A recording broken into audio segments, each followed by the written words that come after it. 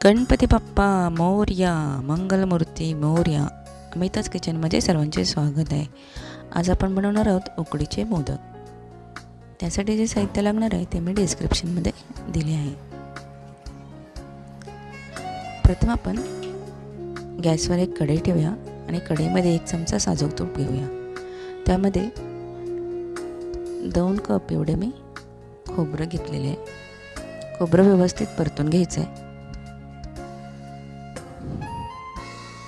आता ह्यामध्ये आपण 1 कप एवढा गूळ टाकून घ्यायचा आहे. तुम्ही तुमच्या आवडीनुसार कमी जास्त गोड करू शकता. ह्यामध्ये तुम्ही ड्रायफ्रूट सुद्धा टाकू शकता. आता आपण ह्यामध्ये 1 चमचा एवढी वेलची पावडर टाकलेली आहे.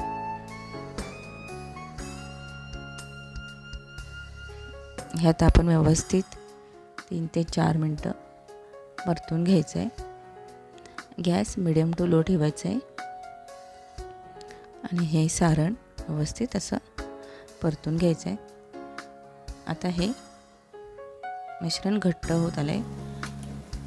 अशा प्रकारे आपलं हे सारण रेडी आहे. आता आपण मोदकसाठी जे पारी बनवणार आहोत त्यासाठी आपण गॅसवर एक कढई ठेवूया.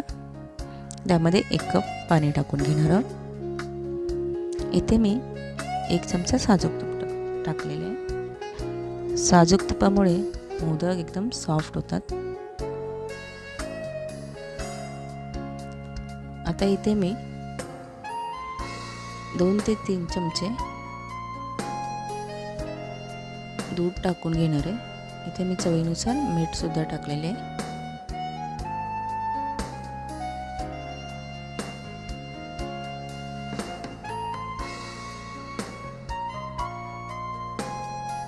ह्या मिश्रणाला आता उकळी आली की आपण ह्यामध्ये 1 कप एवढे तांदळाचे पीठ टाकून घेणार आहोत.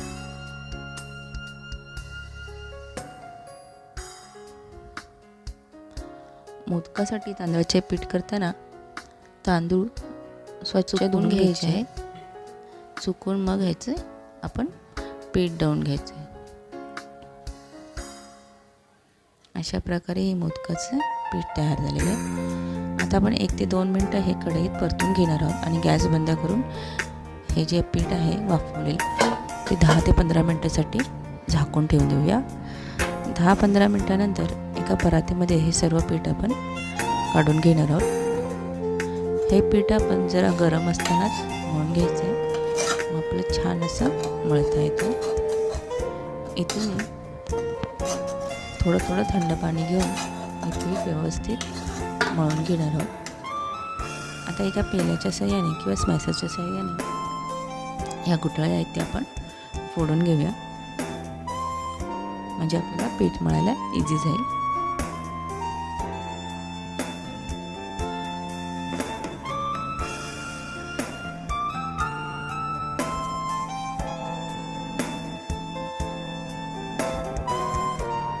असं मऊसूत पीठ मळून घ्यायचं आहे.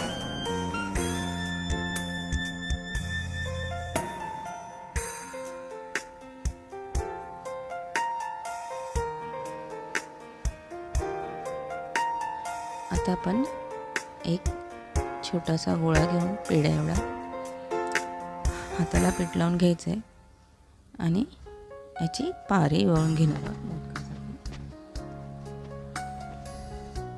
अंगठ्याच्या साहाय्याने ज्या कडा आहेत त्या आपण पातळ करायच्या आहेत, जेणेकरून आपला मोदक खाताना जाड नाही लागणार.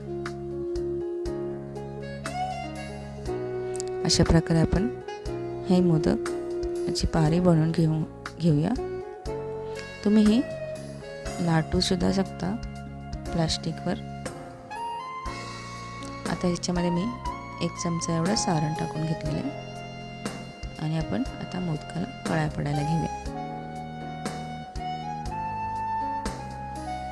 इथे तुम्ही 10 ते 11 तुमच्या अंदाजाने कळ्या पाडून घ्यायच्या आहे. खालून वर अशा मोदकाला कळ्या पाडायच्या आहे आणि हे एका हाताने व्यवस्थित सर्व जवळ घेऊन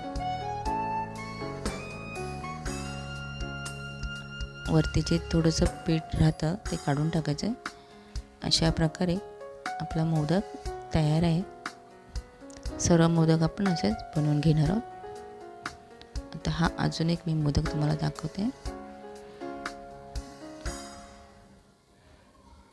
एकदा दोनदा तुम्ही बनवल्यावर तुम्हाला इझिली मोदक बनवता येईल. तुम्ही हे मोदक साच्यामध्ये सुद्धा बनवू शकता. अशा प्रकारे आपण गणपती बाप्पांसाठी 21 मोदक बनवून घेणार आहोत.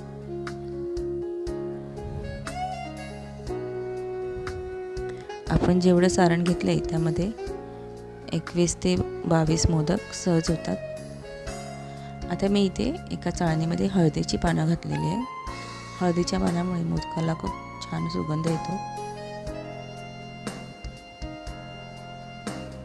तुमच्याकडे हळदीची पानं मिळाली तर अवश्य तुम्ही घाला वाफवताना, नाहीतर केळीचे पान ठेवले तरीही चालतं. अशा प्रकारे एका टायमिंगला मी 10 ते 11 मोदक इथे वाफवून घेणार आहे.